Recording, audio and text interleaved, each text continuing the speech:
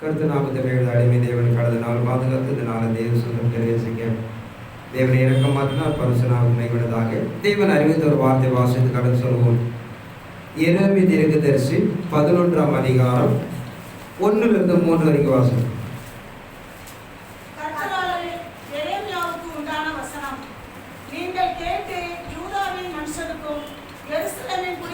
சொல்ல வேண்டிய உடன்படிக்கையின் வார்த்தைகளாவன. என் சத்தத்தை கேட்டு நான் உங்களுக்கு கற்பிக்கிறபடியே எல்லா காரியங்களையும் செய்யுங்கள். அப்பொழுது நீங்கள் என் ஜனமாய் இருப்பீர்கள், நான் உங்கள் தேவனாய் இருப்பேன். நான் உங்கள் பிதாக்களை கர்த்தரான எரேமியாவுக்கு உண்டான வசனம். நீங்கள் கேட்டு யூதாவின் மனுஷருக்கு எருசலேம் குடிகளுக்கு சொல்ல வேண்டிய உடன்படிக்கை வார்த்தைகளாவன. என் சத்தத்தை கேட்டு நான் உங்களுக்கு கற்பிக்கிறபடி எல்லா காரியங்களும் செய்யுங்கள். அப்போ நீங்கள் என் ஜனமாய் இருப்பீர்கள், நான் உங்கள் தேவனாயிருப்பேன். நாட்களை இறைமார்க்க நாம் அறிவிக்கிற பிரகாரம் நாம் எல்லாரும் தேவ சமூகத்தில் தொழுது கொள்கிறோம். பூமியில் இருக்கிற 3 பகுதி தேவனை தேடுகிறார்கள். ஆனால் தேவனுடைய ஜனம் என்பது யார் என்று சொல்கிறான். என் சத்தத்தை கேட்டு நான் உங்களுக்கு கற்பிக்கிறபடியே எல்லா காரியங்களும் செய்யுங்கள். அப்போது நீங்கள் என் ஜனமாயிருப்பேன், நான் உங்கள் தேவனாயிருப்பேன். தேவனுடைய சத்தத்தை மனிதன் கேட்கப்பட வேண்டும். அதோடு மாத்திரமல்ல, எல்லா காரியங்களும் செய்யுங்கள். அவர் சொல்லுகிற 1-2 அல்ல, 100% நாம் கைக்கொள்ளும் போதுதான் நீங்கள் என் ஜனமாயிருப்பீர்கள், நான் உங்கள் தேவனாயிருப்பேன். ஆனால் தேவனுடைய வார்த்தையாகிய ஆதாண்ட நாட்களிலிருந்து இன்று நாள் வரைக்கும் வெளிப்படுவதாக பார்க்கிறோம். அப்படி சொல்லப்படுகிற வார்த்தை எல்லா வார்த்தைகளும் நீங்கள் ஒன்றை விட்டுவிட்டாலும் நாம் தேவனுடைய சொந்த ஜனமாக இருக்க முடியாது என்று இங்கு நடைமுறைப்படுத்துகிறோம்.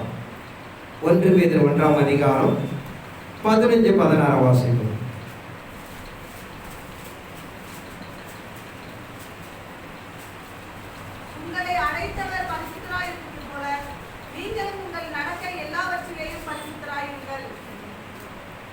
உங்களை அழைத்தவர் பரிசுத்தராய் இருக்கிறது போல நீங்கள் உங்கள் நடக்கைகள் எல்லாவற்றிலும், இங்கே பேதுரு எழுதுகிற பிரகாரம் நம்முடைய தேவன் பரிசுத்தராக காணப்படுவது போல நாமளும் பரிசுத்தராக காணப்பட வேண்டும் சொன்னால் எல்லாவற்றிலும் ஒன்று குறைபட்டாலும் நாம் குறைவுள்ள மனிதன் என்று பார்க்கிறோம்.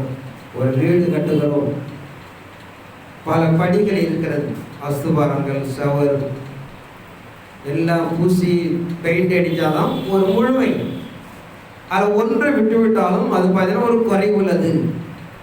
அதில் பரிசுத்தம் என்பது தேவன் எதிர்பார்க்கிற விஷயம் என்பது நீங்கள் தேவனுக்கு சொந்த சம்பந்தமாக சொந்த ஜனங்களாக காணப்பட வேண்டியன்னா எல்லாவற்றிலும் நாம் கைக்கொள்ளப்படும் போது தான் தேவனுடைய பிள்ளைகளாக இருப்போம்.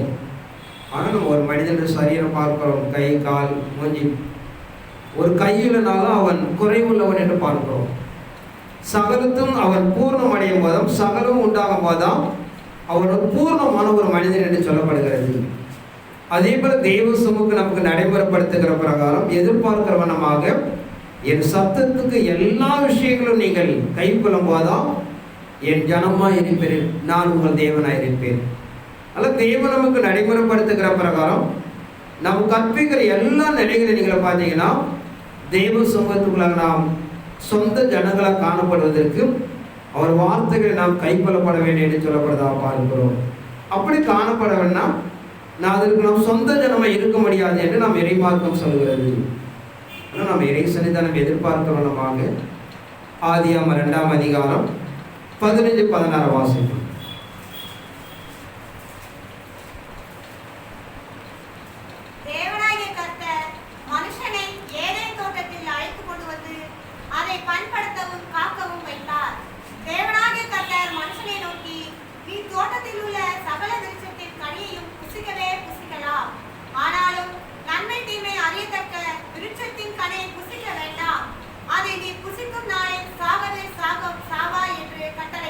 முதல் மனிதனாகிய ஆதாரம் பார்க்கிறோம். தன் சாயலும் தன் ரூபத்தபடியாக அவனை சிருஷ்டித்து தன் உண்டாகிற தோட்டத்தில் கொண்டு நிறுத்துகிறார். அங்க நிறுத்தி அங்க சொல்லுகிறார், இங்க இருக்கிற எல்லா கனியிலும் புசிங்க, ஆனால் நன்மை தீமைகளை புசிக்க வேண்டாம், அது புசிக்கனாலே நீ சாகுவோ சாவாய் என்று சொல்லப்பட்டதா பார்க்கிறோம். ஆனால் இறை சமூகம் அதை மாறி புசிக்கிறார்கள். அவருடைய அறிவு கண்கள் திறக்கப்படுகிறது. தேவனுக்கு ஒப்பாக அவன் மாறுகிறான் என்று சொல்கிறது. நன்மை தீமை அறியத்தக்க ஒரு மனிதனாக. ஆனால் தெய்வன் கொடுத்த வாக்கு என்னன்னு பார்த்தீங்கன்னா, அதை புசிக்க நானே சாகவே சாவா என்று வாக்கு கொடுக்கிறார். அழியாமை தரித்திருந்த தேவசாயலை உருவாக்கப்பட்ட மனிதன் தேவனுடைய வார்த்தை மீறி புசித்ததுனாலே அவனுக்கு மரணம் உண்டாச்சு என்று பார்க்கிறோம். ஆனால் நாம் இறைமார்க்கம் சொல்கிற தேவனுடைய வார்த்தை என்பது அது நன்மை இருக்க தீமை இருக்க என்பது முக்கியமல்ல. அவர் என்ன சொல்லுகிறாரோ அது அப்படியே நடைமுறைப்படுத்தப்பட வேண்டும். அதுக்கு மாறா நடைமுறைப்படுத்தினா பாவம் என்று சொல்கிறது. அது பறித்து புசித்த பிறகு அங்கே பார்க்கிறோம், அவருடைய கண்கள் திறக்கப்பட்டது. தேவனுக்கு மாறினான் என்று சொல்கிறது.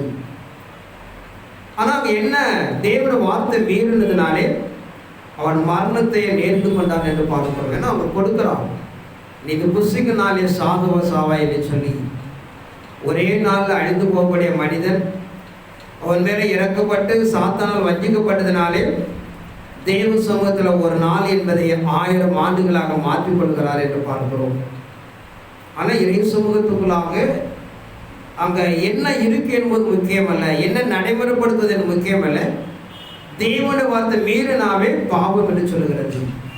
தொடர்ந்து மனிதன் பாவம் செய்து கடந்து போனதுனாலே அதிலிருந்து அவன் பாதுகாக்கப்பட வேண்டும் என்று எவ்வளவு பிரயாசப்படுகிறான்.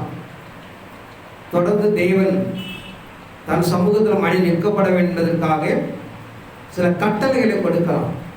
யாத்திராகமம் 20ஆம் அதிகாரம் 1 வாசகம். தேவன் பேசி சொல்லிய சகல வார்த்தைகளாவன, உன்னை அடிமைத்தன வீடாகிய எகிப்து தேசத்திலிருந்து புறப்பட பண்ணின உன் தேவனாகிய கர்த்தர் நானே. என்னின்றி உனக்கு வேறே தேவர்கள் உண்டாயிருக்க வேண்டாம். மேலே வானத்திலும் கீழே பூமியிலும் பூமியின் கீழ் தண்ணீரிலும் உண்டாயிருக்கிறவர்களுக்கு ஒப்பான ஒரு சொரூபத்தை ஆகிலும் யாதொரு விக்கிரகத்தை ஆகிலும் நீ உனக்கு உண்டாக்க வேண்டாம். நீ அவைகளை நமஸ்கரிக்கவும் சேவிக்கவும் வேண்டாம். உன் தேவனாகிய கர்த்தராய் இருக்கிற நான் எரிச்சல் உள்ள தேவனாய் இருந்து என்னை பகைக்கிறவர்களை குறித்து பிதாக்களுடைய அக்கிரமத்தை பிள்ளைகளிடத்தில் 3ஆம் 4ஆம் தலைமுறை மட்டும் விசாரிக்கிறவராய் இருக்கிறேன். என்னிடத்தில் அன்பு கூர்ந்து என் கற்பனைகளை கை கொள்கிறவர்களுக்கோ 1000 தலைமுறை மட்டும் இரக்கம் செய்கிறவர்கள். இரண்டாவது பார்க்கிறோம், மனிதனை நிலைப்படுத்தப்பட வேண்டும் என்பதற்காக தொடர்ந்து பாவம் செய்து கொண்டு இருப்பதனாலே சில கட்டளைகளை கொடுக்கிறான். ஒரு 10 கட்டளைகளை கொடுத்து இதன்படி வாழ்ந்து நீங்கள் மேன்மையடைங்கள் என்று சொல்லி அவனுக்கு வாக்கு கொடுத்ததாக பார்க்கிறோம். அதுவும் அவன் மீறுகிறான். தொடர்ந்து அவன் மீறுவதனாலே வாழ்க்கையில அவன் சில நியாய பிரமாணத்தை கொடுக்கிறான். உபாகமம் 28ஆம் அதிகாரம் 1 வாசிப்போம்.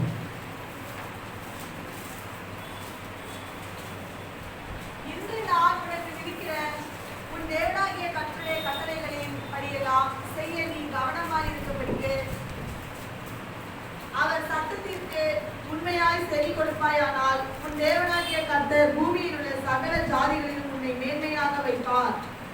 நீ உன் தேவனாகிய கர்த்தரின் சத்தத்துக்கு செவி கொடுக்கும் போது இப்பொழுது சொல்லப்படும் ஆசீர்வாதங்கள் எல்லாம் உண்மையில் வந்து உனக்கு பலிக்கும். நீ பட்டணத்திலும் ஆசீர்வதிக்கப்பட்டிருப்பாய், வெளியிலும் ஆசீர்வதிக்கப்பட்டிருப்பாய். உன் கர்ப்பத்தின் கனியும் உன் நிலத்தின் கனியும் உன் மாடுகளின் பெருக்கமும் உன் ஆடுகளின் மந்தைகளும் ஆகிய உன் மிருக ஜீவன்களின் பலனும் ஆஸ்வதிக்கப்பட்டிருக்கும். உன் கூடையும் மாப்பிசைகிற உன் தொட்டியும் ஆஸ்வதிக்கப்பட்டிருக்கும். நீ வருகையிலும் ஆஸ்வதிக்கப்பட்டிருப்பாய், நீ போகையிலும் ஆஸ்வதிக்கப்பட்டிருப்பாய். உனக்கு விரோதமாய் எழும்பும் உன் சத்துருக்களை கர்த்தர் உனக்கு முன்பாக முறியடிக்கப்படும். இன்று நான் உனக்கு விதிக்கிற உன் தேவனாய கர்த்தருடைய கட்டளையின்படி எல்லாம் செய்ய நீ கவனமா இருக்கும்படிக்கு அவர் சத்தத்தை உண்மையா செவி கொடுப்பையானால் உன் தேவனை கத்த பூமியில் சகல ஜாதிகளை உன்னை மேன்மைப்படுத்துவார். பல ராஜாக்களாக ஜாதிகளாக பல்கி பெருகுகிறார்கள். அப்படி பல்கி பெருகும்போது பாவங்கள் நிறைய செய்ய ஆரம்பிக்கிறாங்க. ஒரு மனிதனை ஒரு வடிவமைக்கப்பட வேண்டும், தேவனுக்கு பயந்து காணப்பட என்பதற்காக ஒரு சில கட்டளைகளை, கற்பனைகளை, நியாயப்பிரங்களை கொடுக்கிறார். அப்படி கொடுத்து இதன்படி நீ வாழும்போது இந்த பூமியில் ஒரு உயர்ந்த அடைக்கலத்தில் வைப்பாய் என்று ஒரு 16 கட்டளைகளை இங்கே கொடுக்கிறார்.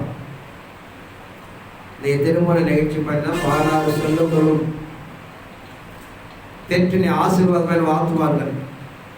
ஏன்னா வேதாந்தத்தில் தான் அதெல்லாம் எடுக்கப்பட்டார்கள். ஏன்னா நீ யூதர்கள் கொடுக்கப்பட்ட வேத அம்சங்கள் இந்தியாவுக்கு கடந்து வந்த ஆபிரகாமுடைய சில வம்ச வரலாறுகள் கடந்து வந்து அதை பின்பற்றி அவர்கள் நடைமுறைப்படுத்துகிறார்கள் என்று பார்க்கிறோம்.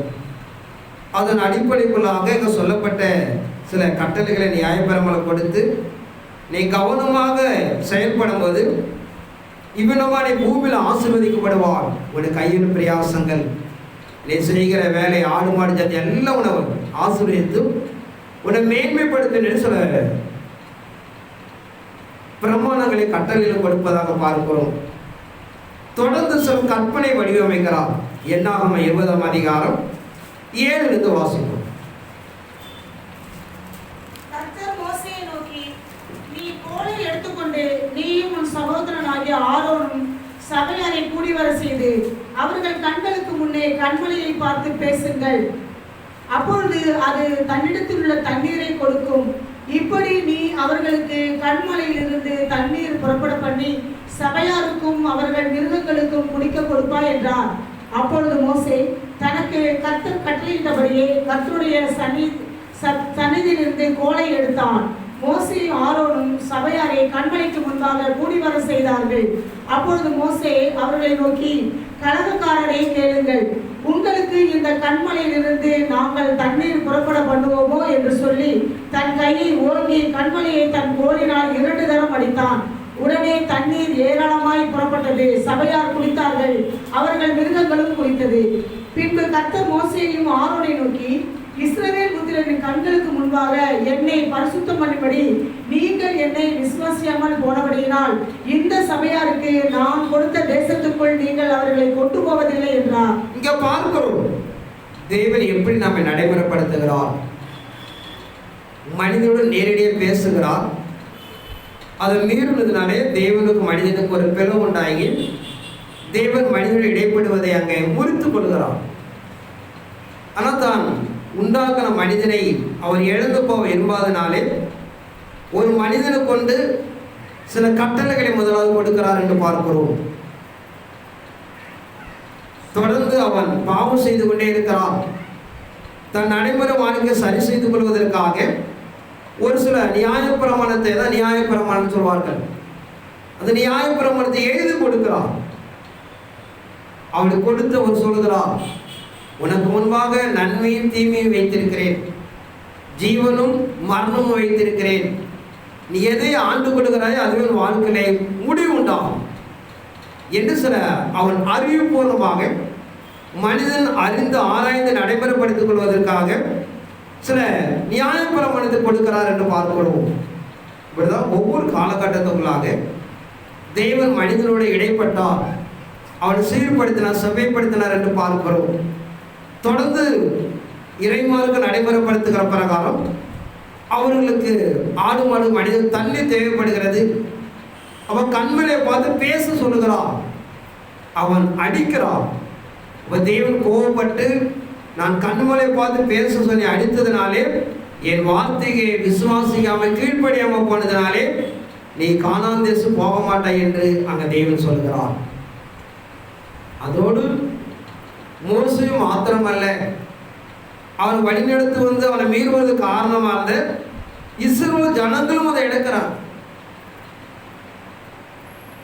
அதில் கானான் தேசத்தை பார்ப்பதற்கு அனுப்பப்பட்ட 12 மனிதர்களுக்குள்ளாக 2 மனிதர்கள் மாத்திரம்தான் அதை விசுவாசிக்கிறார்கள்.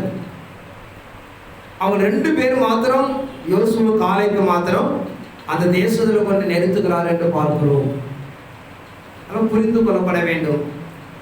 தேவன் எந்த ஒரு காரியத்துக்கு அனுப்புகிறாரோ அதை விசுவாசிக்க நம்பாம போனீங்கன்னா நாமும் போக முடியாது, அதை நம்பவும் நடைமுறைப்படுத்துவதற்கும் இடதுக்கு காரணமாக இருந்த அந்த ஜனங்களும் போக முடியல. அதை யார் அந்த இடத்துல விசுவாசித்தார்களோ அவர்கள் மாத்திரம் 2 பேர் மாத்திரம் போகிறார்கள் பார்க்கிறோம். நடைப்பிரயாணத்தில் 19 வயது உட்பட்ட பிறந்த குழந்தைகள் மாத்திரம் அங்கு கடந்து போகிறார்கள். பாக்கி எல்லாரும் வனாந்தரத்தில் அழிக்கப்பட்டு போகிறார்கள் என்று பார்க்கிறோம். ஆனால் இறை சரிதாரத்துக்குள்ளாக இறைமாருக்கு நாம் நடைமுறைப்படுத்துகிற பிரகாரம் தேவனுடைய வார்த்தைகளை நாம் நம்ப வேண்டும், அதை கைக்கொள்வதற்கு முயற்சிக்கப்பட வேண்டும் என்று நாம் நடைமுறைப்படுத்தும் போதுதான் நாம் ஒரு சப்தத்துக்கு செவி கொடுக்கிறோம்.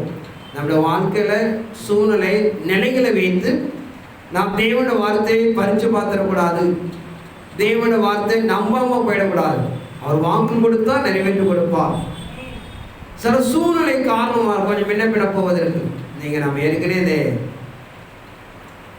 ஆபிரகாம் வாக்கு கொடுக்கிறார். சரியாக 400 ஆண்டு 4ஆம் தலைமுறை ஒரு ஜனங்களை எதிர்கொண்டு நீ அழைத்து வருவேன் என்று சொல்லி, ஆனால் 430 ஆண்டுகள் கடந்து போவதாக பார்க்கிறோம். நீங்கள் உள்ள அந்த வேகத்தில் வாசித்தீங்கன்னா தெரியும்.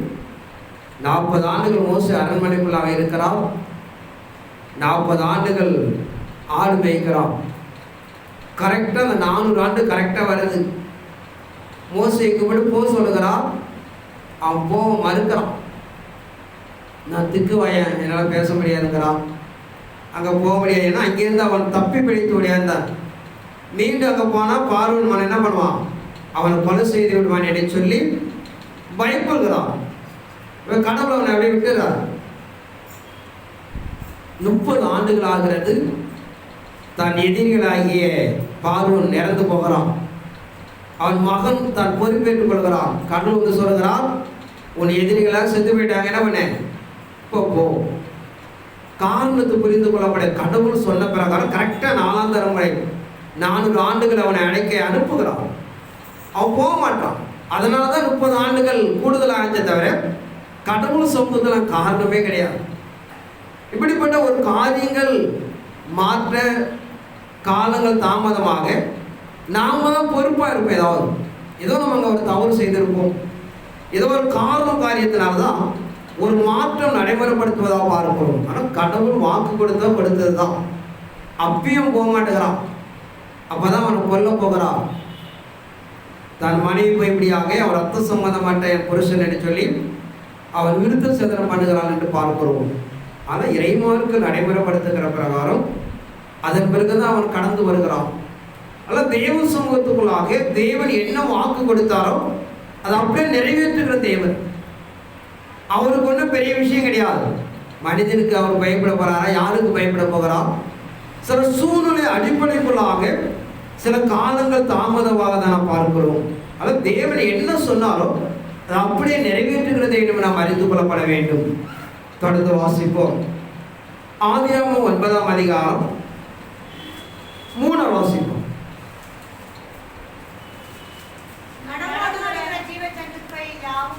உங்களுக்கு ஆகாரமாய் இருப்பதாக, பசும் பூண்டுகளை உங்களுக்கு தந்தது போல அவைகள் எல்லாவற்றையும் உங்களுக்கு தந்தேன். மாம்சத்தை அதை உயிராகிய இரத்தத்தோட புசிக்க வேண்டாம். உங்களுக்கு உயிராய் இருக்கிற உங்கள் இரத்தத்திற்காக பழி வாங்குவேன். சகல ஜீவ ஜந்துக்களிடத்திலும் மனுஷனிடத்திலும் பழி வாங்குவேன். மனுஷனுடைய உயிர்க்காக அவனவன் சகோதரத்தில் பழி வாங்குவேன். மனுஷன் தேவ சாயலில் உண்டாக்கப்பட்டபடியால் மனுஷனுடைய இரத்தத்தை எவன் சிந்துகிறானோ அவனுடைய இரத்தம் மனுஷனாலே சிந்தப்பட கடவுது.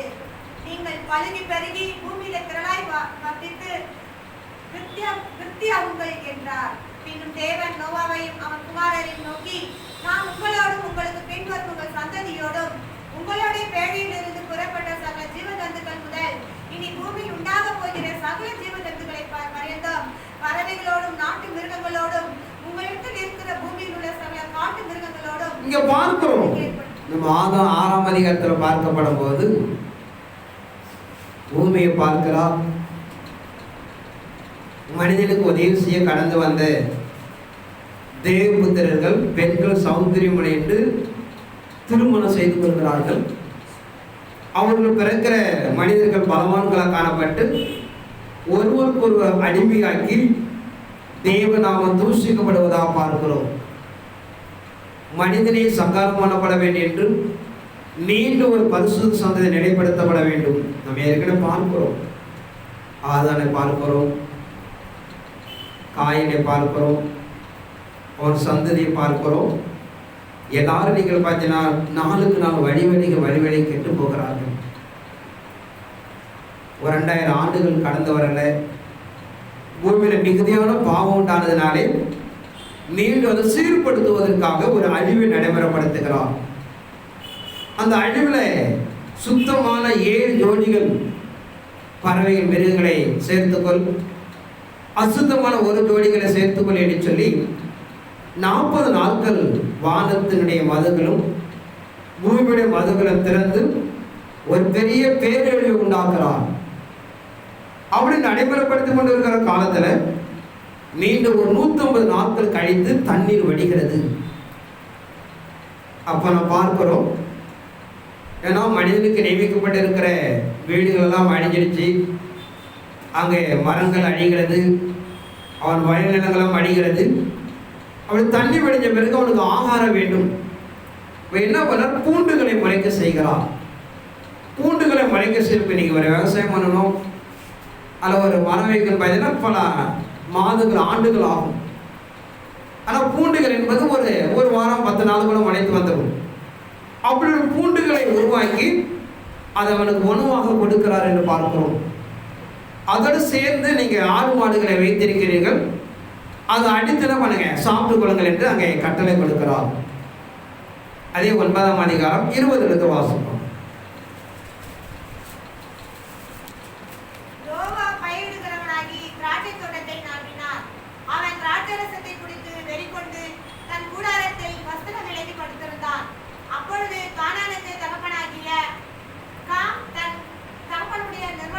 இங்க ஒரு சம்பவத்தை பார்க்கிறோம். அவர் பூமியில கடந்து போகிறார்கள். நோவா திராட்சை செடியை பயிரிடுகிறான். அதுல இருந்து திராட்சை பழங்களை பறித்து, ஏன்னா போதை எப்போன்னு பார்த்தீங்கன்னா புளித்தாதான் போதை வரும். அதை புளிக்க வைத்து என்ன பண்ணான்னு பார்த்தீங்கன்னா அதை சாப்பிடுகிறான். அளவுக்கு மென்று சாப்பிட்டதுனாலே தான் வஸ்தன விலைக்கு படுத்திருக்கிறான் என்று பார்க்கிறோம். அதாவது தேவன் என்ன காரணத்துக்குள்ளாக மனிதனை மீண்டும் புதுப்பிக்கப்பட வேண்டும் என்று கொண்டு போகிறாரோ அதற்கு மாறா ஒரு காலத்தில் நீதிமானாக எண்ணப்பட்ட நோவா தன் வஸ்திரம் விலைக்கு காணப்படத்தக்க ஒரு போதை மாறுகிறான் என்று பார்க்கிறோம். அது காரணம் நீங்க பார்த்தீங்கன்னா அங்கே அவர்கள் டென்ட் போட்டு தான் தங்கியிருக்க முடியும். ஏன்னா கல் வச்செல்லாம் பில்டிங் கட்டியிருக்க முடியாது, அதற்கு ஆளுகள் வேணும், சூழ்நிலை வேணும். அப்படி காணப்படுவது அழக காணப்படுற பகலில் உள்ள வெயில், ராக்காலத்தில் இருக்கிற குறி, இதை சரி செய்து கொள்வதற்காக அவன் போத வஸ்துவை பயன்படுத்த ஆரம்பிக்கிறான். அதை பயன்படுத்துவது மாத்திரமல்லாமல் மிகுந்த ஒரு குடிகாரனாக மாறுகிறான் என்று பார்க்கிறோம். இப்படி ஒவ்வொரு காலகட்டத்துக்குள்ளாக தேவன் மனிதனுக்கு நியமிக்கப்பட்ட கட்டளைகள், பிரமாணங்கள், வாழ்வாதாரத்தை அவர் சீர்குலைக்கிறார்கள் என்று பார்க்கிறோம். ஆனால் தேவனுடைய சத்தத்துக்கு விலகி தூரமா போய் தொடர்ந்து பாவம் செய்து கொண்டே இருக்கிறார் என்று நாம் அறிந்து கொள்ளப்பட வேண்டும். அதே 11ஆம் அதிகாரம் 1 வாசம். பூமி எங்கும் ஒரே பாஷையும் ஒரே விதமான பேச்சும் இருந்தது. ஜனங்கள் கிழக்கு இருந்து பிரயாணம் பண்ணுகையில் ஸ்னேயா தேசத்திலே சமபூமியை கண்டு அங்கே குடியிருந்தார்கள். அப்பொழுது அவர்கள், நாம் செங்கல் அறுத்து அதை நன்றாய் சுடுவோம் வாருங்கள் என்று ஒருவரோடு ஒருவர் பேசிக் கொண்டார்கள். கல்லுக்கு பதிலாக செங்கல்லும் சாம்புக்கு பதிலாக நிலக்கிலும் அவர்களுக்கு இருந்தது. பின்னும் அவர்கள், நாம் பூமியின் மீதெங்கும் சிதறி போகாதபடிக்கு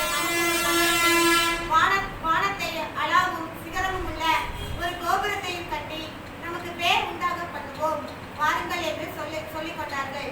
இங்க நாம் பார்க்கிறோம், நோவாவுக்கு தேவன் கொடுத்த கட்டளை, நீங்க பூமியில பல்கி பெருகுங்கள் என்று சொல்லுகிறார். அந்த சந்ததி கொஞ்சம் வளர்ந்து வரும்போது அவர் செங்கல் சூளையில அறுத்து ஒரு கோபுரம் 600 அடி ஒரு கோபுரத்தை கட்டி, நாம் எல்லாம் ஒரே சந்ததி என்பதனாலே நாம் பிரிந்து போகக்கூடாது என்று அவர்கள் எண்ணுகிறார்கள். மனிதன் பூமியில என்ன செய்கிறான் பார்ப்பதற்காக தேவன் இறங்கி வருகிறார். நாம் சொல்லப்பட்ட நிலை 4 திசைகளை கடந்து போய் இந்த பூமியை ஆண்டு கொள்ளப்பட வேண்டும் தீர்மானித்தேன். ஆனால் மனிதன் என்னுடைய வார்த்தைக்கும் சிந்தைகளுக்கும் செவி கொடுக்காமல் நம்ம எல்லாம் ஒரே சந்ததி என்பதனாலே ஒரே கூடாரத்தில் வாழ வேண்டும் சொல்லி ஒரு மாளிகை கட்டினார்கள் என்று பார்க்கிறோம். மனிதனை பிரித்து போடுவதற்காக பாஷைகளை உண்டாக்குறார் என்று பார்க்கிறோம். தேவன் எதற்கு பூமிக்குள்ளாக மனிதனை தோற்றுவித்தால் அதெல்லாம் மாறாவே நடந்து கொண்டிருக்கிறான் தொடர்ந்து. அதே 11ஆம் அதிகாரம் 29 எடுத்து வாசிப்போம்.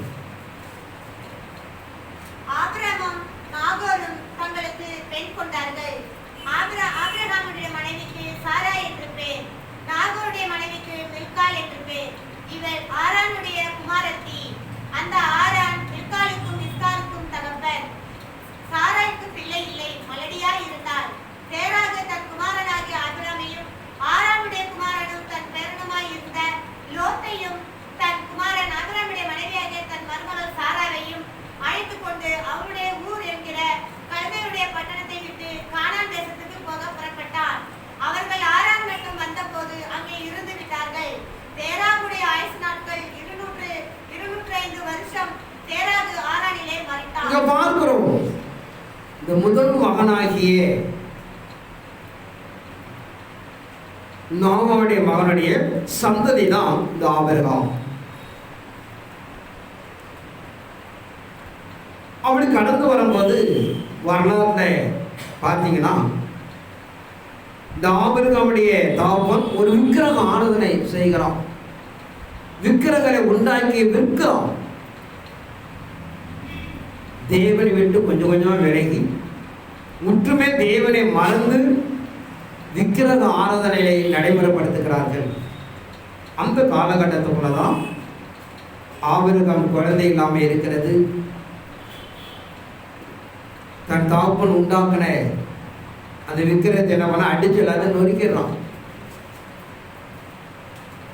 அவருடைய அப்பா வந்து கேட்கிறார், இந்த சிலையெல்லாம் யார் உடைச்சதுன்னு கேட்கப்படும் போது அது ஒன்னோடு ஒன்று சண்டை போட்டுக்குச்சு, ஆனால் அடிச்சதை விட கை கால் முறிஞ்சு கிடக்கு அப்படின்னு சொல்லுகிறான். அது எப்படி இந்த சிலை போய் சண்டை போடும் அப்படின்னு கேட்கலாம். அப்போ இந்த சிலை தானே சொல்ற, இது வந்து கடவுள்களை தானே, நீ ஏன் இப்படிப்பட்ட ஒரு தொழில் செய்கிறா என்று அப்பாவுக்கு பிள்ளைக்கு ஒரு முரண்பாடு உண்டாயிடுச்சு. அவருடைய முரண்பாடு உண்டாகி அவன் நடந்து போகும்போதுதான் அங்கே தேவன் ஆபிரகாமை கூப்பிடுகிறான்.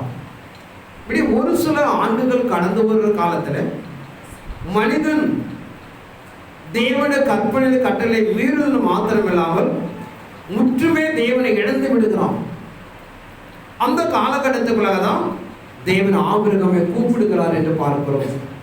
ஆனால் தேவ சமூகத்துக்குள்ளாக உன்னதமான தேவனுடைய மகத்துவங்களை மனிதர்கள் பயன்படுத்தாமல் வாழ்க்கை நடைமுறைப்படுத்திக் கொள்ளாமல் அவள் கடந்து போய் இப்படிப்பட்ட நிலைகளை என்ன இழக்கிறார்கள் என்று பார்க்கிறோம். ஆனால் ஒவ்வொரு காலகட்டத்தின் அடிப்படைகளாக தேவன் மனிதனுக்கு நியமிக்கப்பட்ட கட்டளைகள் கற்பனை பணமெல்லாம் விலகி போய்விட்டார்கள் என்று பார்க்கிறோம்.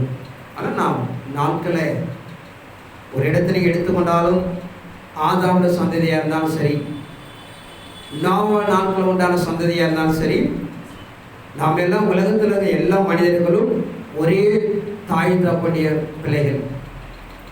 காலத்தில் கட்டாயத்தில் சாத்தானுடைய சூழ்ச்சினாலே தேவனை இழந்து பல மார்க்கங்களாக பிரித்து போயிட்டார்கள் நாம் அறிந்து கொள்ளப்பட வேண்டும்.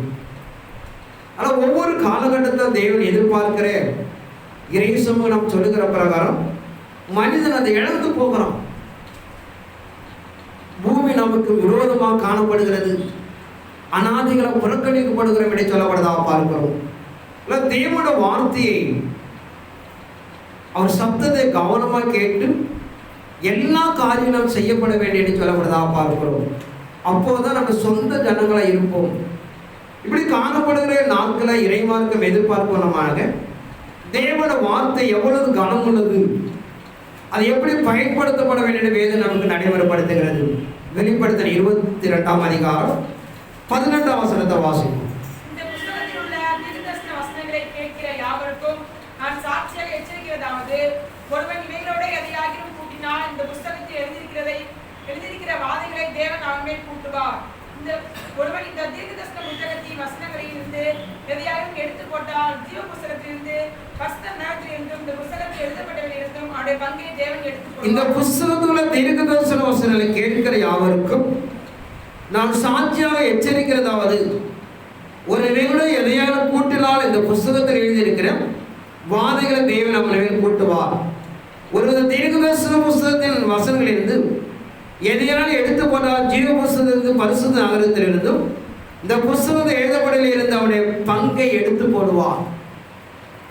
40 பரிசுத்தவானுக்கு மேலாக எழுதப்பட்ட இந்த 66 புஸ்தகத்தில் சொல்லுகிற பிரகாரம் இதில் ஒன்று கூட்டவோ குறைக்கவோ கூடாது.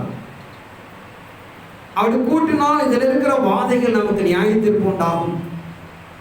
இதில் இருக்கிற வார்த்தைகளை குறைத்து நீங்கள் கை கொண்டால் நம் கொடுக்கப்பட்ட ஆசீர்வாத பங்குகளை நாம் எடுக்கணும் என்று சொல்கிறது.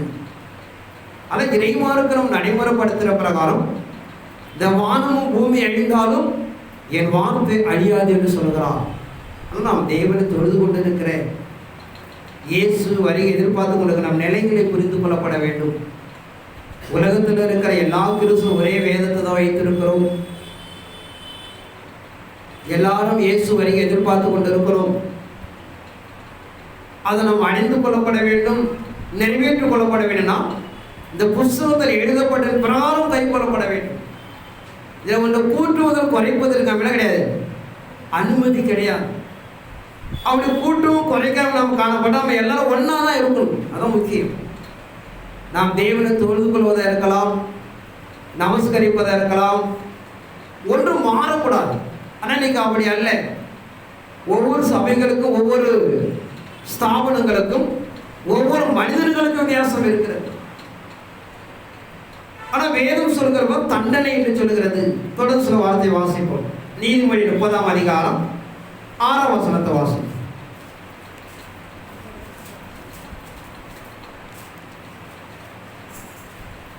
அவருடைய வசனங்களை ஒன்றையும் கூட்டாதே, கூட்டினால் அவர் உன்னை கடித்துக் கொள்வார், நீ பொய்யனாவாய். அவருடைய வசனங்களை ஒன்று கூட்டாதே, கூட்டினால் அவனை கடிந்து கொள்வார், நீ பொய்யனாவாய் என்று சொல்கிறது. தேவன வசனத்துக்கு மாறாய் நாம் கை கொண்டால் பொய்யன் என்று சொல்லுகிறது. ஆனால் இறை சன்னிதானத்துக்குள்ளாக பூமியில் இருக்கிற நாம் தேவனை ஏற்றுக்கொண்டிருக்க நல்ல விஷயம், அப்படி நாளை எதிர்பார்த்து கொண்டிருப்ப நல்ல விஷயம். ஆனால் இறைமார்க்கு நாம் என்ன சொல்லுகிறது? 1 பேதுரு 4ஆம் அதிகாரம் 11ஆம் வசனத்தோடு வாசிப்போம்.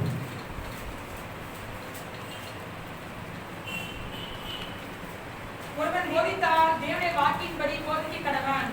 ஒரு உதவி செய்தால் தேவன் தந்தருளும் விளக்கின்படி செய்ய கடவன். எல்லாவற்றையும் இயேசு கிறிஸ்து மூலமாய் தேவன் மகிமைப்படும்படி செய்வீர்களானால் அவருக்கே மகிமையும் வல்லமையும் சதா காலங்களிலும் உண்டாவதாக. ஒருவன் போதித்தால் தேவனுடைய வாக்கின்படி போதிக்க கடவான்.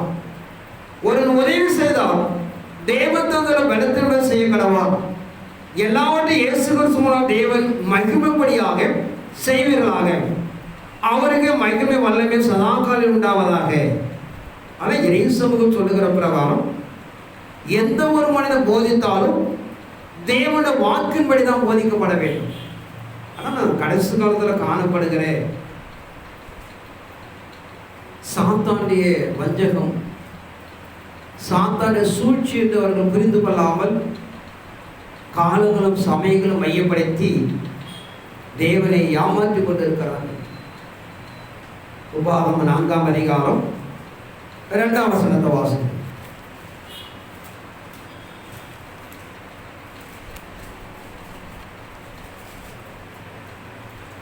நான் உங்களுக்கு கற்பிக்கும் உங்கள் தேவனாகிய கர்த்தரின் கட்டளைகளை நீங்கள் கைக்கொள்ளும்படி நான் உங்களுக்கு கற்பிக்கிற வசனத்தோடு நீங்கள் ஒன்றும் கூட்டவும் வேண்டாம், அதில் ஒன்றும் குறைக்கவும் வேண்டாம். இங்கே இறைமார்க்கம் சொல்லுகிற பிரகாரம் நான் உங்களுக்கு கற்பிக்கிற தேவன வார்த்தையை மோசையோடு சொல்லுகிறார்.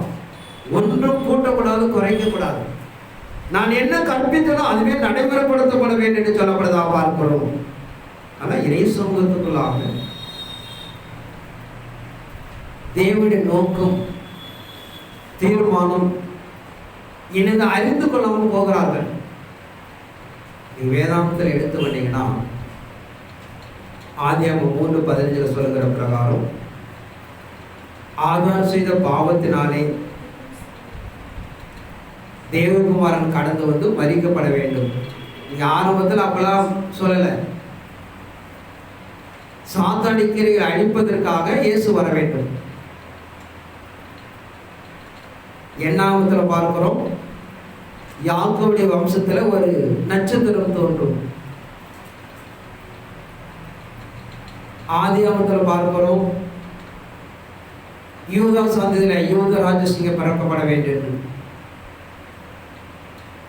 ஒவ்வொரு காலங்கள் கடந்து போக தேவன் ஆதியாகமத்தில் சொல்லப்பட வார்த்தையை அது எப்படி நடக்கும் என்று அதை உறுதிப்படுத்திக்கிட்டே வருகிறார்.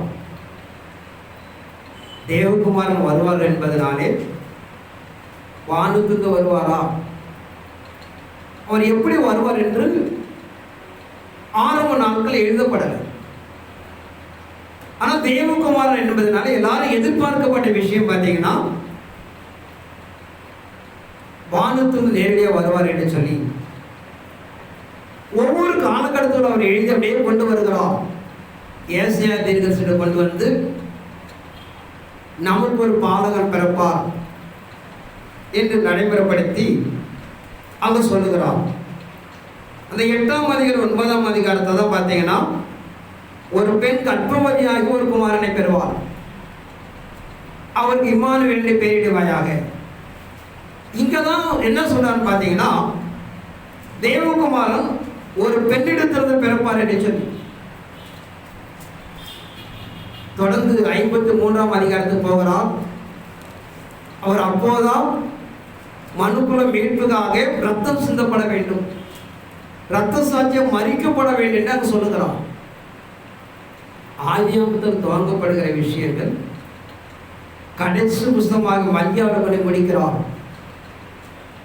குமாரனுக்கு வழி ஆயத்தப்படுத்துவதற்காக நான் எலியா தீர்க்கதரிசி அனுப்புகிறேன், கர்த்தருடைய பெரிதும் பயங்கரமான நாள் வருவதற்கு முன்பாக. முடிவு எங்க நடைமுறைப்படுத்துறான்னு பார்த்தீங்கன்னா மல்கியாவில் தான் முடிவு பண்ணுகிறான். ஏசாயாவில் தான் சொல்லுகிறார் ஒரு பெண்ணின் வயிற்றில் பிறப்பார். 53ஆம் வயதில் சொல்லுகிறார் அவர் ரத்த சாட்சியம் மறிக்கப்பட வேண்டும், ஒரு மயிலுக்கு கொண்டு ஒரு ஆட்டுக்குட்டிகளை கொண்டு போகப்படுவார். அதாவது இயேசு கிறிஸ்துடைய தேவகுமாரன் பிறக்க போற விஷயத்தை ஒவ்வொன்றும் கொஞ்சம் கொஞ்சமாக புகுத்துகிறார். மீண்டும் இயேசு வரப்போகிறார். நாம் பூமி எதிர்பார்க்கிறவனமாக சொல்லப்படுகிற பிரகாரம் வேதத்தில் கடைசியில் கொண்டு நடைமுறைப்படுத்துகிறார். அவர் ஒரு மணவாளனா வருவார் என்று சொன்னார்.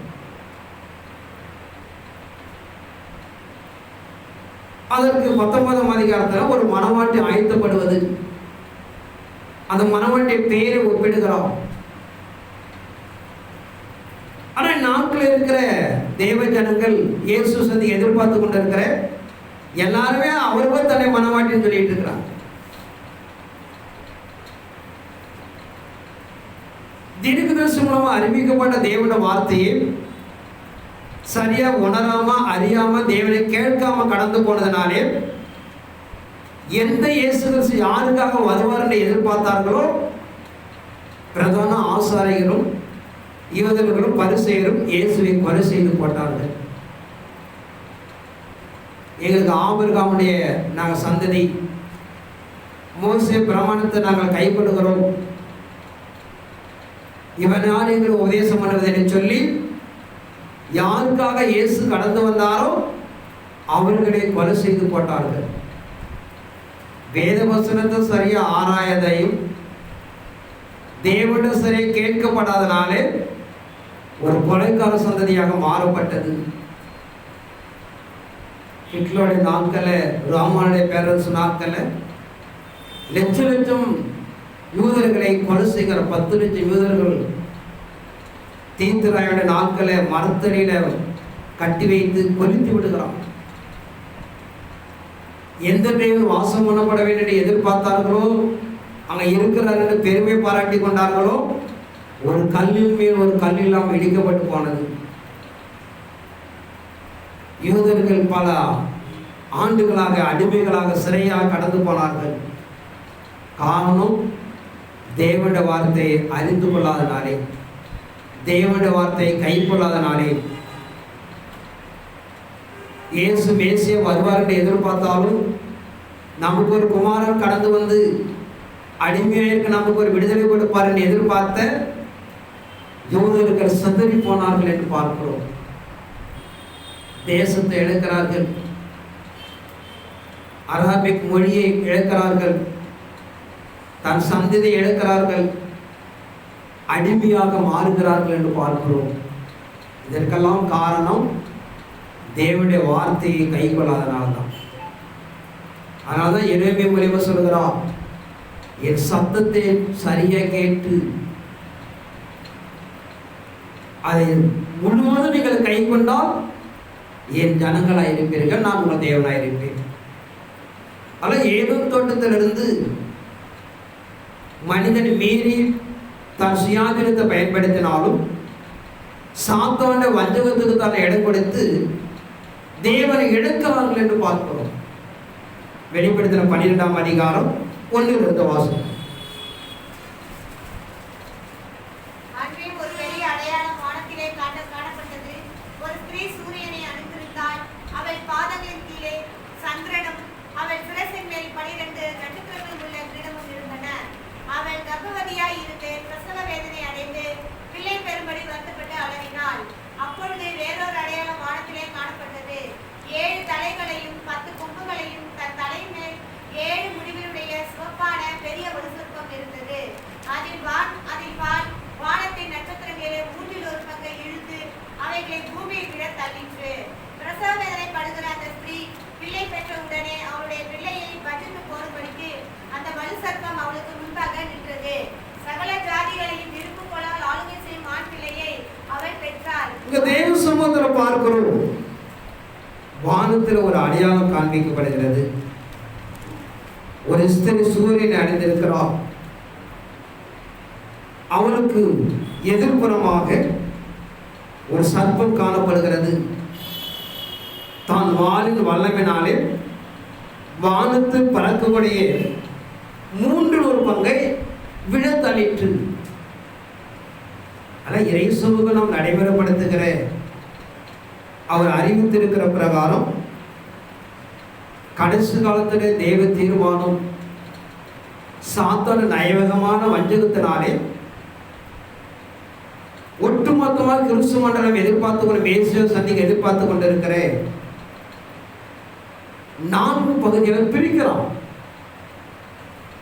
ஒன்று, ஒரு பெண் சூரியனை நீதின் சூரியனை இயேசுவில் சரிந்து வானத்துக்கு பறந்து போகிறார். ஒரு குரூப்பு வலுசற்பமாக மாறுகிறார்கள். அந்த வலுசற்பம் தான் வலுசற்பம் மாறுகிறது மாத்திரமில்லாமல் தான் வானின் வல்லமினாலே 3/1 பங்கு நட்சத்திரங்களை கீழே தள்ளிற்று. அடுத்த ஒரு பகுதியை அந்த ஆண்களை பெரிய ஸ்திரியை அவன் துன்பப்படுத்துகிறான். ஏசாயா தீர்க்கதரிசி 9ஆம் அதிகாரம் 14 வாசித்தோம்.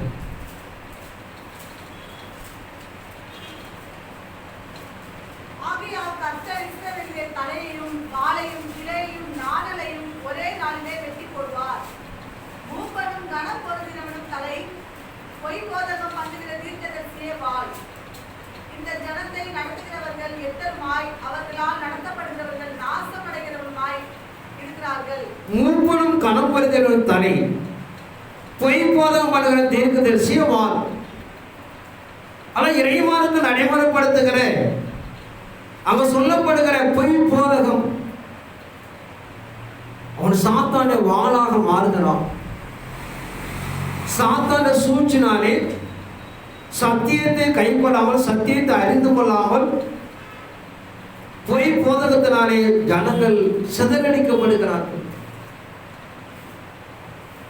வெளிப்படுத்த 14ஆம் அதிகாரத்தில் பார்க்கிறோம்.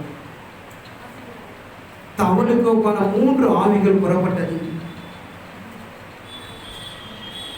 வாசிப்போம் 16ஆம் அதிகாரம்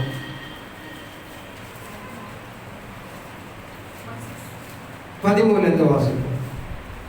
அப்பொழுது வலுசர்ப்பத்தின் வாயிலும் மிருகத்தின் வாயிலும் கள்ள தீர்க்கதரிசியின் வாயிலும் இருந்து தவளைகளுக்கு ஒப்பான 3 அசுத்த ஆவிகள் புறப்பட்டு வர கண்டேன்.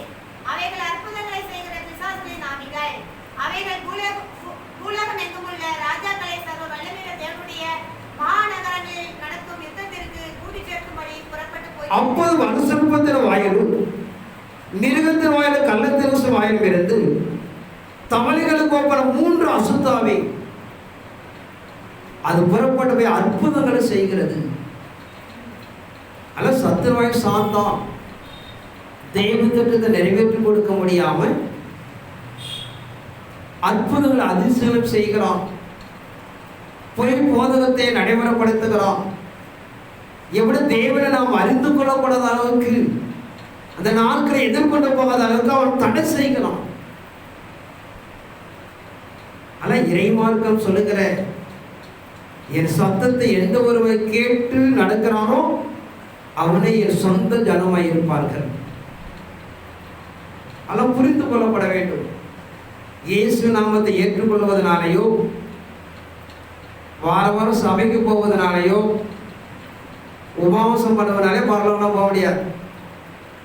அவர் என்ன சொல்லி இருக்கிறாரோ, எப்படி இயேசு கிறிஸ்து தேவகுமாரன் ஒரு பெண்ணின் வயிற்றில் பிறப்பா, அவருக்கு எல்லா அடையாளங்களும் சொல்லப்பட்டிருந்தது. யாருக்குன்னா அவர் சார்ந்து யாரெல்லாம் சத்தியத்தை கை கொண்டிருந்தார்களோ அவர்களுக்கு மாத்திரம் அறிவிக்கப்பட்டது. மந்த மேய்ப்பர்கள் தேவனுக்கு ஒரு உன்னதமான ஒரு தொழிலை எடுத்துக்கொண்டதினாலே தேவன் அவர்களுக்கு ஒரு சந்தோஷ நாள் என்று சொல்லுகிறார். சிமியோன் ஒரு நல்ல ஒரு பக்திமான் என்பதனாலே நீ மரணம் அடைவதற்கு முன்பாக நீ மேசியை காணாம இருக்க மாட்டாய் என்று சொல்லுகிறார். இஸ்ரவேல் அநேகர் தேவனாக காண எதிர்பார்த்து கொண்டிருப்பதனாலே கிழக்கத்தி தேசத்திலிருந்து சாஸ்திரங்களை அனுப்பி இயேசு பிறந்துட்டார் என்ற ஒரு நற்செய்தியை பூமிக்குள்ளாக அறிவிக்கப்பட்டது. ஆனால் யாரெல்லாம் சத்தியத்தை அறிந்து அதில் காத்திருக்கிறார்களோ அவர்களுக்கு தான் வெளிச்சம் உண்டாகும். அதனால் புரிந்து கொள்ளப்பட வேண்டும். கிறிஸ்து மண்டலம் தேவன் இயேசு கிறிஸ்து மீது வரப்போகிறார். அவர் எப்படி என்னமான எப்படி எழுதி வைத்துட்டார், அதை அறிந்து ஓடி தன்னை காத்து கொள்ளப்பட வேண்டும். ஆபிரகாம் சந்ததி மோசே பிரமாணத்தை கையில் வச்சிருக்கேன் சொன்னீர் சொன்னால் நான் மேசியாவை கண்காணிக்க அடைந்து கொள்ள முடியாது. அந்த வார்த்தையை கண்காணிக்கப்பட வேண்டும், கை கொள்ளப்பட வேண்டும், அர்ப்பணிக்கப்பட வேண்டும், எதிர்பார்க்கப்பட வேண்டும். அப்படி கடந்து போகும்போது நாம் அடைந்து கொள்ள முடியும். ஏன்னா வேதத்துக்குள்ளாக வெளிப்படுத்துற 12ஆம் அதிகாரத்தில் மனவாட்டியையும், வெளிப்படுத்துற 17ஆம் அதிகாரத்தில் சாத்தானால் அனுப்பப்படுகிற அந்த கிறிஸ்து ஒப்பிடுகிறார். அவர்கள் தான் இறைமார்க்கு நடைமுறைப்படுத்துகிறது. 2 இஸ்ரவேலை இயந்திரம் மறைத்துக் கொண்டிருந்தால், ஒருவர் எடுத்துக்கொள்ளப்பட்டால் ஒரு கைவிடப்பட்டால், 2 மனிதர்கள் கூறி நெய்து கொண்டிருந்தார்கள், ஒருவர் எடுத்துக்கொள்ளப்பட்டான் ஒரு கைவிடப்பட்டான் என்று இவர் 2 பேரை தான் வேதம் ஒப்பிடுகிறது. ஆனால் நடைமுறைப்படுத்த போகிற தான் மனவாட்டியானவன் மீண்டும் இயேசு சந்திப்பதற்காக யார் என்று எழுதி வைத்திருக்கிறோம். அதை அறிந்து நடைமுறைப்படுத்தி எங்களை கடந்து போனாதான் நாம் அதை பிழைக்க முடியும். அதெல்லாம் புரிந்து கொள்ளப்பட வேண்டும். நோவா நாட்களில் எவ்வளவோ மனிதர்கள் இருந்தார்கள். நோவாவுக்கு மாத்திரம் கிருபை கிடைக்கிறது. ஆபிரக நாட்களில் எவ்வளவு மனிதர்கள் இருந்தார்கள். ஆபிரக மாத்திரம் கிருபை கிடைக்கிறது. இப்படி ஒவ்வொரு காலகட்டத்துக்குள்ளாக அந்த நிலைகளுக்கு வேதவசனத்தை ஆராய்ந்து யார் தன்னை அர்ப்பணித்து எதிர்கொண்டு போகிறார்களோ அவர்களை மாத்திரம் தேவன் கிருபை உண்டாக்குறார். ஆனால் கடைசி காலம் மேசியா மீண்டும் வருவார் என்று எதிர்பார்த்து கொண்டு இருக்கிற கிறிஸ்து மண்டலம் என்பது அவர் எப்படி வரப்போகிறார்? ஒரு மணவாளனாக வெளிப்பட போகிறார். ஒரு மனவாட்டியாக பூமிக்குள்ளாக ஒரு சபையை ஆயத்தப்படுத்துகிறார் என்பதை நாம் அறிந்து கொள்ளப்பட வேண்டும். மத்திய 4ஆம் அதிகாரம் 2 - 4 வரைக்கும் வாசிக்கும்.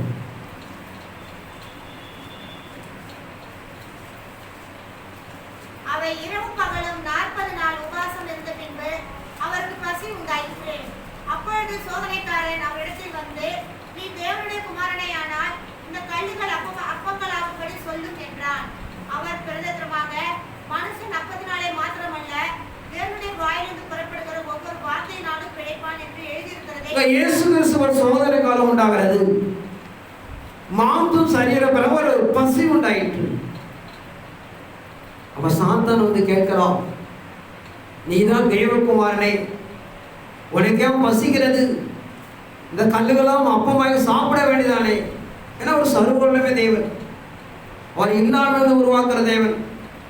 ஆனா நீ ஏன் பசிக்குது? உனக்கு பூமியில மனிதனுக்கு நியமிக்கப்பட்ட நியமன பிரகாரம் கடந்து போகிறான்.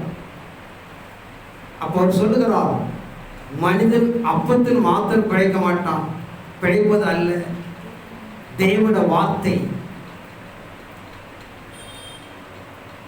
அவனை பிழைப்பூட்டி என்று சொல்லுகிறது. ஆனால் இறைமார்க்கம் எதிர்பார்க்கிற தேவனுடைய திட்டம் தீர்மானம் என்று தேவனுடைய வார்த்தை. பூமியில மனிதன் நிலையில் நடக்கிற போல வாழ்க்கை அல்ல.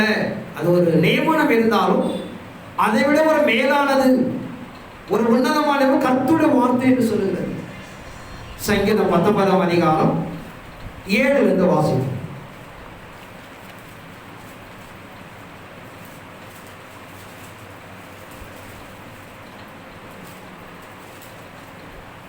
கர்த்தருடைய வேதம் குறைவற்றதும் ஆத்மாவை உயிர்ப்பிக்கிறதுமாயிருக்கிறது. கர்த்தருடைய சாட்சி சத்தியமும் பேதையை ஞானியாக்குறதுமாயிருக்கிறது. கர்த்தருடைய நியாயங்கள் செம்மையும் இருதயத்தை சந்தோஷிப்பிக்கிறதுமாயிருக்கிறது. கர்த்தருடைய கற்பனை தூய்மையும் கண்களை தெளிவிக்கிறதுமாயிருக்கிறது. கர்த்தருக்கு பயப்படுகிற பயம் சுத்தமும் என்றென்றைக்கும் நிலைக்கிறதுமாயிருக்கிறது. கர்த்தருடைய நியாயங்கள் உண்மையும் அவைகள் அனைத்தும் நீதியுமாயிருக்கிறது. அவைகள் பொன்னிலும் மிகுந்த பசு பொன்னிலும் விரும்பப்படத்தக்கதும் தேனிலும் தேன் கூட்டிலிருந்து ஒழுகும் தெளிதேனிலும் மதுரம் உள்ளதுமாயிருக்கிறது. அன்றியும் அவைகளால் உமது அடியேன் எச்சரிக்கப்படுகிறேன். அவைகளை கைக்கொள்கிறதுனால் மிகுந்த பலன் உண்டு. கர்த்தருடைய வேதம் ஒரு குறைவும் இல்லாதது, மண்ட ஆத்துமாக்களை உயிர்ப்பிக்கிறது. அவர் சாட்சி சத்திய பேரை ஞானியாக்குகிறது. அவர் நியாயங்கள் செம்மையாயிருக்கிறது, இருதயத்தை சந்தோஷிக்கிறது என்று பல 7 காரணங்களை ஒப்பிடுகிறார். ஆனால் இறைமானுக்கு நடைமுறைப்படுத்துகிற பிரகாரம் தேவனோட வார்த்தையே பிரதானது. அந்த வார்த்தை வாழ்க்கை கை கொள்ளப்பட வேண்டும். என்ன வாக்கு கொடுத்திருக்கோ அதான் சட்டம்.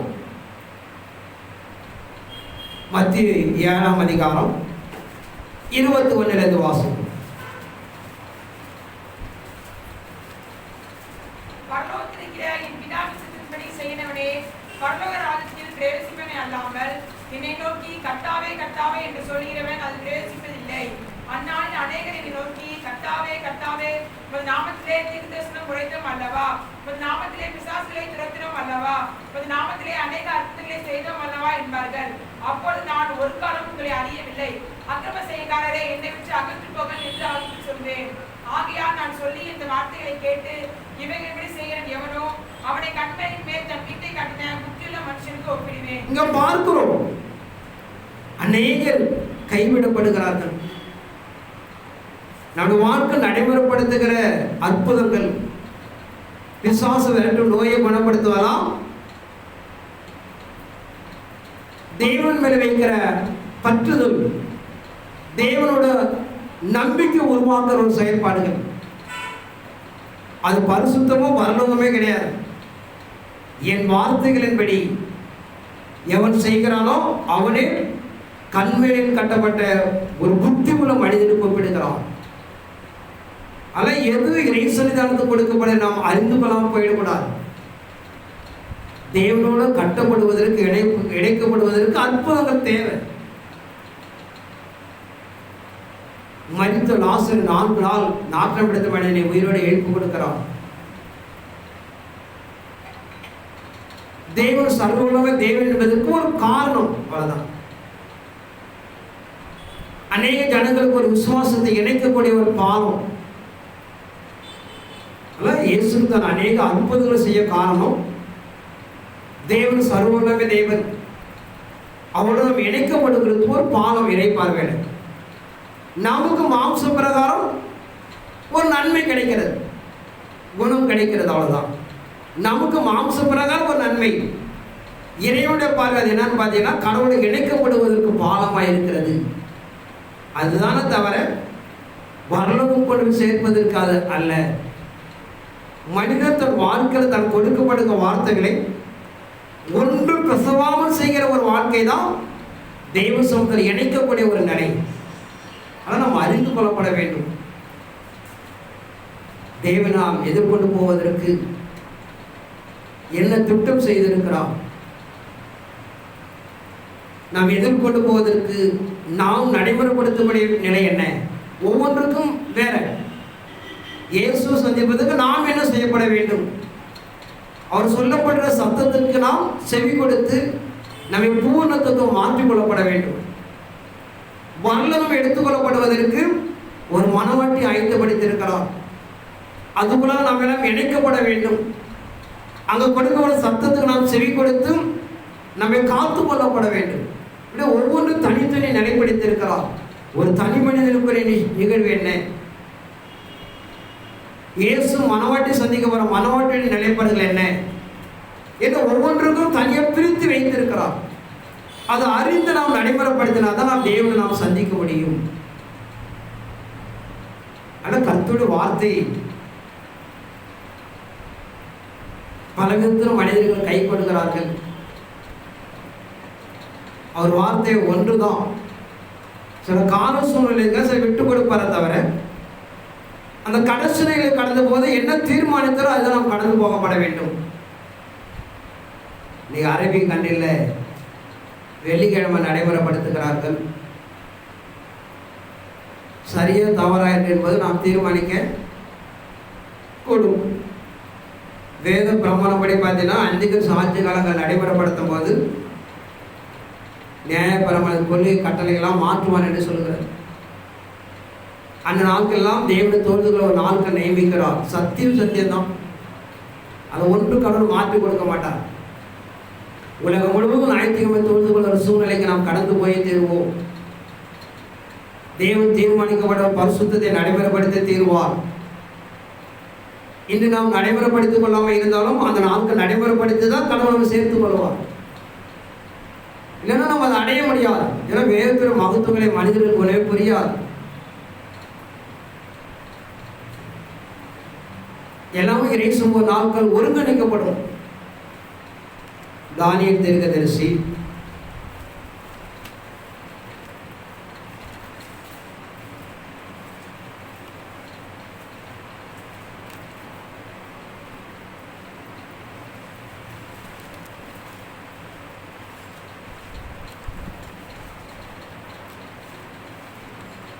ஏழாம் அதிகாரம்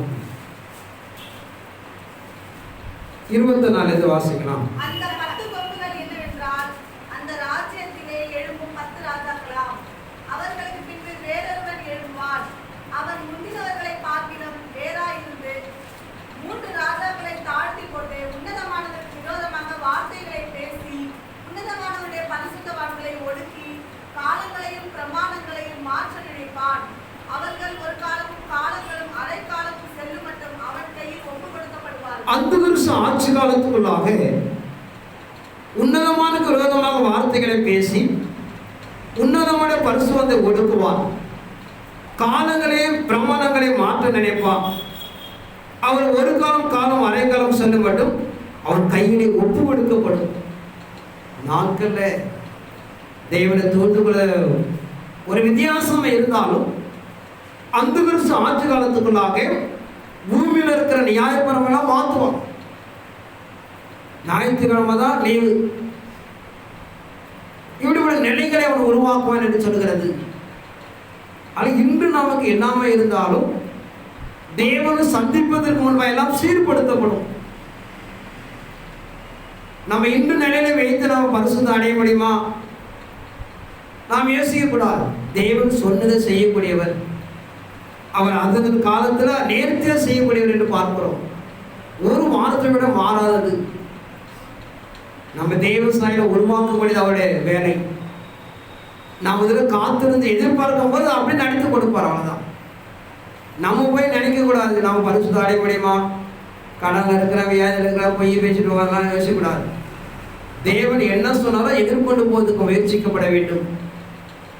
சகலத்தையும் அவர் கைகளில் இருக்கிறது. அவர் நினைப்பதை தடுக்க ஒருவனாலும் முடியாது. கொயவன் கையில் இருக்கிற களிமண் போல மனிதன் என்று சொல்கிறார். அவர் என்ன சொன்னாலும் செய்வார். நம்மை அதற்கு முயற்சித்து எதிர்கொண்டு போகப்பட வேண்டும்.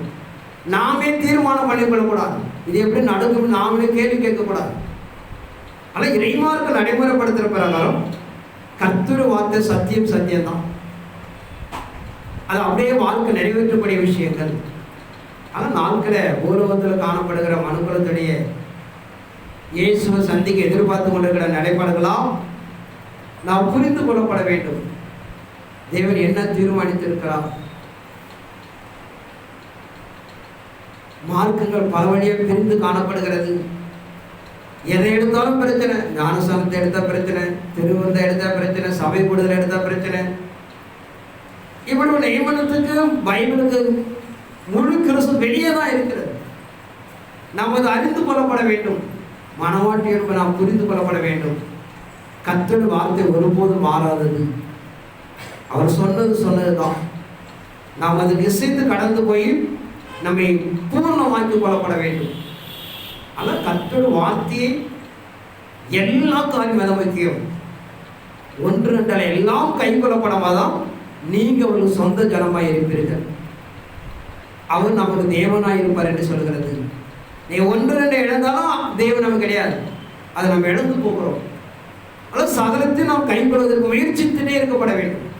அப்பதான் நம்ம அதை அடைய முடியும்னு சொல்கிறார். ஒரே ஒரு வார்த்தை வாசித்து முடிப்போம்.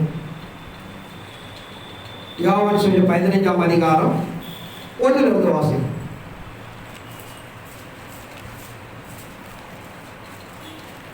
நான் மெய்யான திராட்சை செடி, என் பிதா திராட்சை தோட்டக்காரர். என்னில் கனி கொடாது இருக்கிற கொடி எதுவோ அதை அவர் அறுத்து கொடுக்கிறார். கனி கொடுக்கிற கொடி எதுவோ அது அதிக கனிகளை கொடுக்கும்படி அதை சுத்தம் பண்ணுகிறார். நான் உங்களுக்கு சொன்ன உபதேசத்தினாலே நீங்கள் இப்பொழுதே சுத்தமாய் இருக்கிறீர்கள். என்னை நிலைத்திருங்கள், நானும் உங்களில் நிலைத்திருப்பேன்.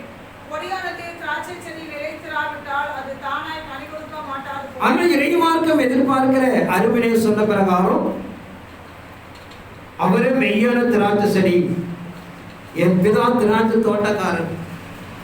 அதோடு நாம் இசைந்திருக்கப்பட வேண்டும். அவர் நாம் இசைந்திருக்கிற என்ன சொல்லுகிறார்?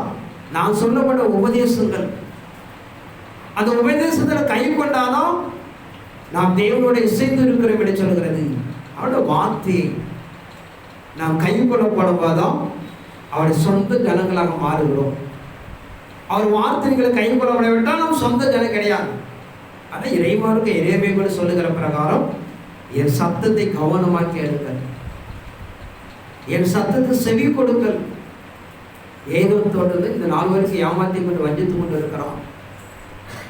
கடைசி நாம் பார்க்கிறோம், வானத்தில் பறந்து போகிற ஒரு கூட்டத்தை தன் வாளின் கிரியினால் அழிக்கிறான். ஒரு கூட்டத்தை சர்ப்பமாக மாற்றுகிறான். ஒரே ஒரு கூட்டம் மாத்திரம் தேவனை எதிர்கொண்டு போவதற்கு அவர்கள் ஆயுதப்படுகிறார்கள் என்று சொல்லப்படதான் பார்க்கிறோம். ஆனால் இயேசு சீக்கிரமா மனவாள வரப்போகிறான்.